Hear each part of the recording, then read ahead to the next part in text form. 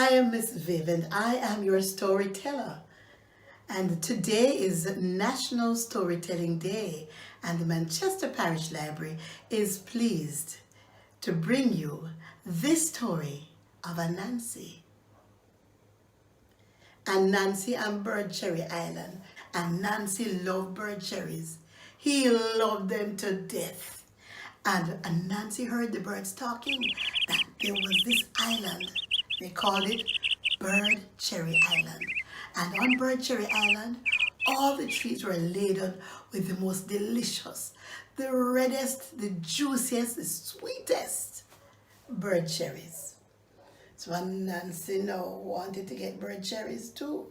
So he asked the birds, please, can you take me with you to Bird Cherry Island? Me want to go to Bird Cherry Island.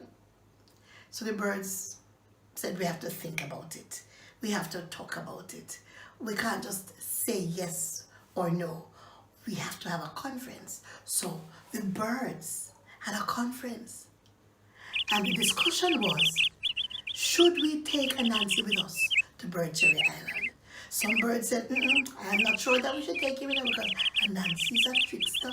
And other birds said, well, how many tricks can we really play on Bird Cherry Island? He can't even fly. And another bird said, well, if he is to get to Bird Cherry Island, we can't lift him and take him there. We would need to give him wings. But as he's not a bird, he can't have wings. Maybe each one of us could give him a feather and put them together on him, glue him up nicely, and take him with us to Bird Cherry Island. So they went to Anancy and they said, Anancy, this is what we're going to do. Each of us is going to give you a feather, and we're going to take you with us to Bird Cherry Island. So on the day appointed, man, Anancy got the feathers on, and the birds glued him on, and Anancy beginning to feel very special and very sweet and very bossy. And the leader bird said, okay, it's time to go. And they all lifted up. Come on, Anancy, lift your hands and flap them like we do. Flap them like we do. And Anancy was airborne. And Anancy was flying. And so off they went to Bird Cherry Island. And man, when they got to Bird Cherry Island, Anancy was in awe. He was in wonderment. And Anancy was in shock because everywhere he looked, there were trees with these delicious, these juicy, these red, these sweet cherries. And they said to Anancy, listen now, you are going to stay on the ground. We will go up and we will pick them and we will drop them. You will pack them in the bags. And then we will all have a feast when we get back home. Well, Anancy said, yes. I will do that. I will pack them in the bags. I will do that. I will do that. So there is Anancy now on the ground with the birds up in the trees, throwing down the cherries, and he's supposed to be packing them. And Anancy said to himself, because you know, Anancy can be a trickster sometimes. Anancy can be a genial. So Anancy said, me nah pack them cherries in them bag. I'm going to pack them in my big round bag. This is my belly. I'm going to pack them in there. And let me tell you, while the birds were up there busy picking, and Nancy was busy packing into his mouth, cherries going down into his stomach. And his stomach was getting bigger and bigger and bigger and bigger and bigger and so big. And Nancy now was so full, he couldn't have any more. And all that cherry eating made him sleepy. So Anancy lay down and curled himself up, and Anancy began to sleep.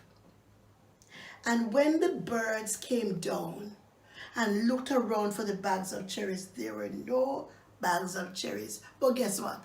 They saw Anancy curled up in a ball sleeping, and when they looked at Anancy's belly, it was the biggest belly you have ever seen.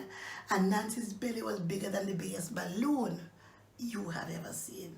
And they woke him up. Anancy, where are the cherries? Where are the cherries? We picked so many cherries, and you promised you would have you would have taken care of them, you would have packed them in the bags, and we would all have cherries to eat. And now there are no cherries. And Nancy said, well, you know, I was so tired. I decided to, and Nancy was telling lies now. I decided to take a little nap and to sleep, and I fell asleep, and I don't know what happened to the cherry.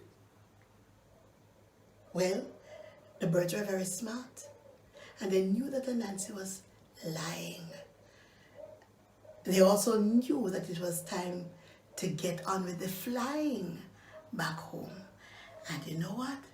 They had a little whispered conference away from Anancy. They whispered and they said, when we get up in the air, we are all going to take our feathers from him.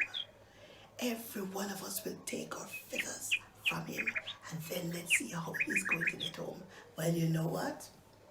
They all took off up in the air, and Nancy too.